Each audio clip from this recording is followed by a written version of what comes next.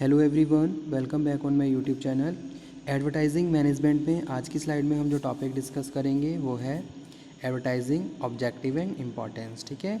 So whenever you are doing any promotion, so what are your main objectives and what are the importance of your advertising.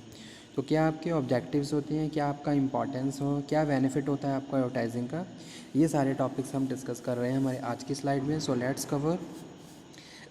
So first of all we will understand what is the advertising. Advertising है क्या? Advertising a promotional tool. It is a marketing tool in which information providing to the target customer.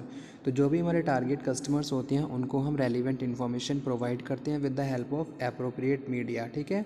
तो media के through, चाहे वो print media हो या फिर broadcasting हो, उसके थ्रू हम अपने प्रोडक्ट को इन्फॉर्म करते हैं, परसुएट करते हैं, मोटिवेट करते हैं। ठीक है। And to remind the customer, ताकि बेटर तरीके से हम मार्केट में डिमांड क्रिएट कर सकें और उनको फैसिलिटेट कर सकें। ठीक है। तो एडवर्टाइजिंग क्या है? Advertising is a paid form of non personal presentation है by the identify sponsor. Whenever you want to promote your product and services then you have to pay certain amount. ठीक है। आपको एक amount पे करना पड़ता है। जैसे यहाँ पे मैं एग्जांपल कोट करता हूँ, अगर आप न्यूज़पेपर में कोई भी एडवर्टीजमेंट करवा रहे हो तो आपको न्यूज़ एजेंसी को पे करना पड़ेगा। ठीक है। आपको पर डे के हिसाब से पे करना पड़ेगा। आपकी जितनी भी फ्रिक्वेंसी होगी एडवर्टाइजिंग की, उसी के हिसाब से आपको पेमेंट भी करनी पड़ेगी। तो इसीलिए इसको हम non personal presentation paid form कह रहे हैं। और नॉन पर्सनल प्रेजेंटेशन मींस कि भी कोई भी सेल पर्सन नहीं है लेकिन फिर भी एक प्रेजेंटेशन डिलीवर हो रहा है। ठीक है। सो इसको सेल्समैनशिप भी कहते हैं कि भाई advertising is a salesmanship without salesman. कोई सेल्समैन नहीं है फिर भी सेल्समैनशिप का काम पूरा किया जा रहा है। प्रोडक्ट के बारे में फुल इन्फॉर्मेशन दी जा रही है, अवेयरनेस बढ़ाई जा रही है, प्राइस के बारे में बताया जा रहा है, how to consume, how to experience after services, each and every information you are providing to your target customer, that is advertising. तो वो क्या है? एडवर्टाइजिंग है। Now here I am discussing what are the main objectives of advertising. क्या objectives होते हैं advertising के? Advertising is the most innovative field of marketing. ठीक है। जब भी हम किसी भी प्रोडक्ट को मार्केट में लेके आ रहे हैं तो सबसे पहले हमें उसको अवेयर करना है अपने कस्टमर के साथ, उसको प्रमोट करना है। ठीक है। और आज के टाइम में प्रमोशन इज़ वेरी मस्ट, क्योंकि मार्केट में कंपटीशन बहुत ज़्यादा टफ है। ऐसे में जब तक आप अपने प्रोडक्ट को कम्युनिकेट नहीं करोगे तब तक कस्टमर को कुछ पता नहीं चलेगा आपके प्रोडक्ट के बारे में। ठीक है। तो अगर आप चाहते हो मार्केट में आपका एक बेस रेडी हो तो आपको प्रमोशन मेथड्स को यूज़ करके बेटर तरीके से मार्केट में अपने प्रोडक्ट को स्टैंड कर सकते हो। So more business are now using advertisements to introduce brand product, build a brand, create awareness, demand increase sales for profit and more. As such, advertising has become so popular that many people are unable to differentiate it from the marketing. So however their objectives are entirely different from each other. ठीक है। So what are the objective? सबसे पहला objective है brand building. आप अपने brand को promote कर रहे हो, जो भी ब्रांड आपने यूज़ किया है उसको आप प्रमोट कर रहे हो, उसको आप पॉपुलराइज कर रहे हो अपने टारगेट कस्टमर के साथ। ठीक है। तो फर्स्ट आपका ऑब्जेक्टिव यही होता है, ब्रांड बिल्डिंग। मार्केट में आपके ब्रांड की एक गुडविल बने, एक अच्छी रेपुटेशन बने। So let's face it, the value of brand is the automatically enhanced when frequently advertised. ठीक है। जितनी ज़्यादा फ्रिक्वेंसी के साथ आप प्रमोशन करोगे, एडवर्टीजमेंट करोगे, उतनी ज़्यादा आप ब्रांड बिल्डिंग हो जाएगी, आपकी ब्रांड की इमेज अच्छी हो जाएगी। So not only but also when the brand delivers quality product fulfil it's promise. ठीक है। So that aside you can build your brand through the BTL and the ATL कैंपेनिंग्स। Second जो objective है वो है introduce a brand. आप अपने brand को introduce कर रहे हो। जैसे कोई भी नया ब्रांड आपने बनाया, so there is a need to inform to customers. ठीक है। तो जब तक कस्टमर को पता नहीं चलेगा तब तक आपके ब्रांड की कोई भी वैल्यू नहीं है, कोई वर्थ नहीं है, कोई भी नीड नहीं है। तो जब भी हम कोई नया ब्रांड लेके आते हैं तो कस्टमर को फुल इन्फॉर्मेशन देते हैं अबाउट दैट ब्रांड की भी ब्रांड क्या है। ठीक है। तो वही चीज़ यहाँ पे हम बात कर रहे हैं। जो प्रमोशन का हमारा सेकंड जो ऑब्जेक्टिव होता है वो यही होता है कि भी कस्टमर को इंट्रोड्यूस करना about the brand.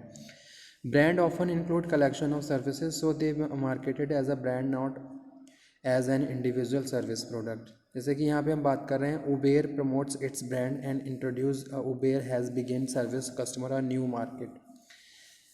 They market their brand and their presence in the market instead of the marketing an individual service product. ठीक है। इंट्रोड्यूस न्यू प्रोडक्ट, नया प्रोडक्ट आप लेके आ रहे हो तो उसको आपको इंट्रोड्यूस करना है, उसके लिए आप प्रमोशन कर रहे हो, ठीक है।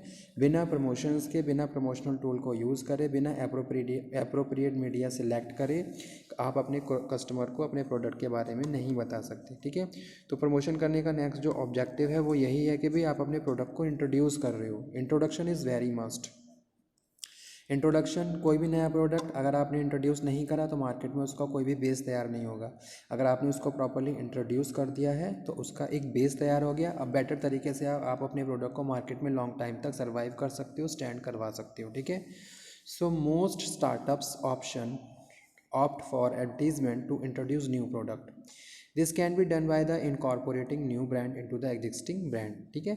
देखिए जैसे अगर हम PLC की बात करें, प्रोडक्ट लाइफ साइकिल की, तो अगर कोई नया प्रोडक्ट है तो जो इनिशियल स्टेजेस होती हैं वहाँ पे हाई प्रमोशन की ज़रूरत पड़ती है, ठीक है। इंट्रोडक्शन है, ग्रोथ है। उसके बाद जैसे जैसे आपका प्रोडक्ट स्टेबल हो जाता है तो आपका जो इन्वेस्टमेंट, प्रमोशनल का जो इन्वेस्टमेंट अमाउंट है वो कम हो जाता है, ठीक है। तो introduce of new product is next.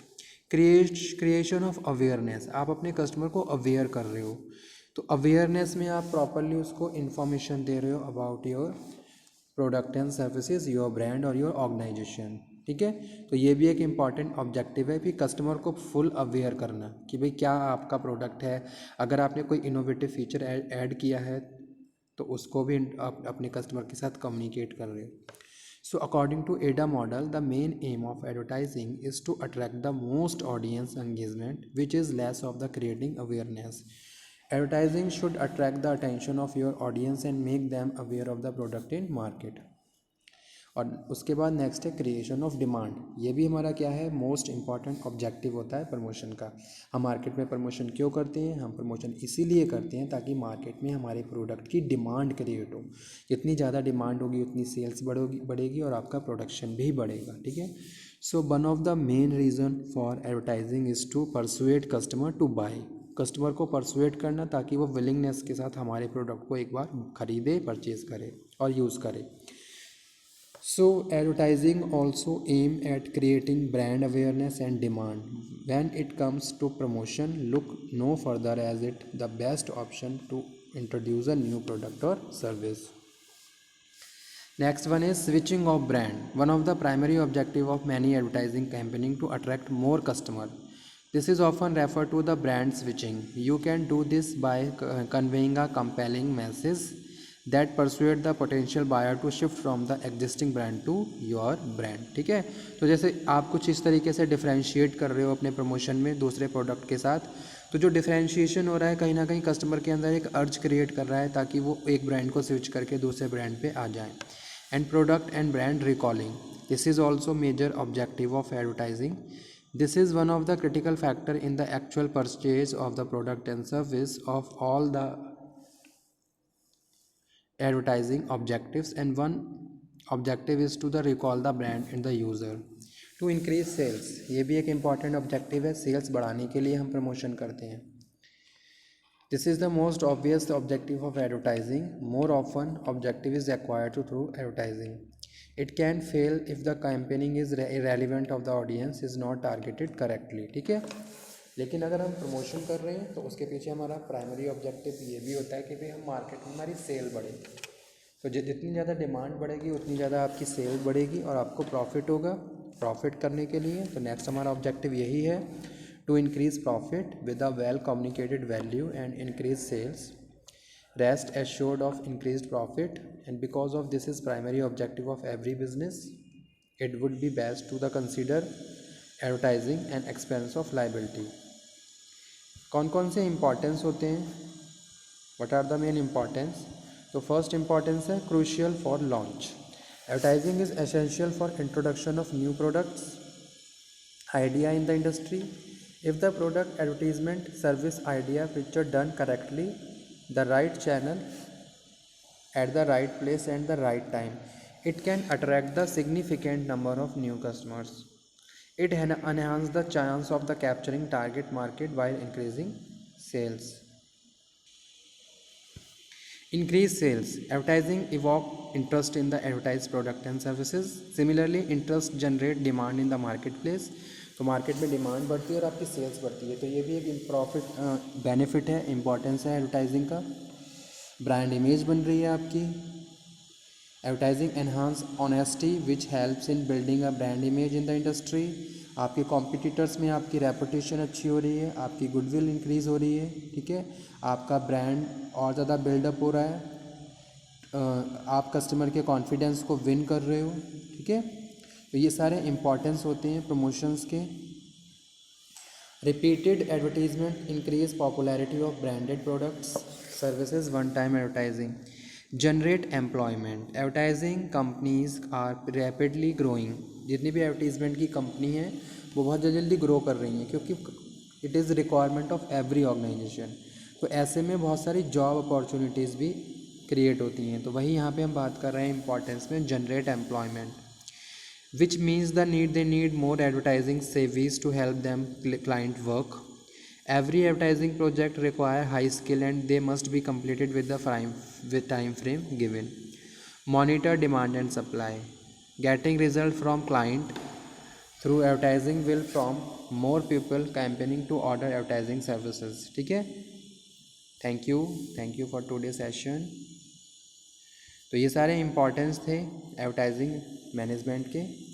Monitor demand and supply, getting result from the client through the advertising will prompt more people companies to order advertising services leading to more demand. तो इससे हमारी आपकी demand और ज़्यादा बढ़ जाएगी। जितनी ज़्यादा डिमांड होगी आप सप्लाई करोगे, सप्लाई करने के लिए आप बेटर तरीके से अपने प्रोडक्शन को डील करोगे।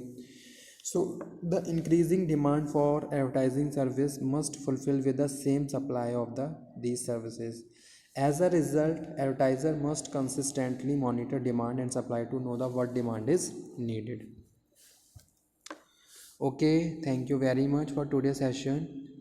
So these are the main importance of advertising and these are main objectives of advertising. जब भी हम मार्केटिंग की बात करें या किसी प्रमोशन की बात करें और किसी भी प्रमोशन के टूल्स को यूज़ करते हैं तो हमारे कुछ सर्टेन ऑब्जेक्टिव्स होते हैं और उससे हमें कुछ बहुत सारे इंपॉर्टेंस या फिर बेनिफिट होते हैं, ठीक है। तो आज की स्लाइड में इतना ही। नेक्स्ट स्लाइड में फिर से हम डिस्कशन करेंगे एक नए टॉपिक को। Thank you very much.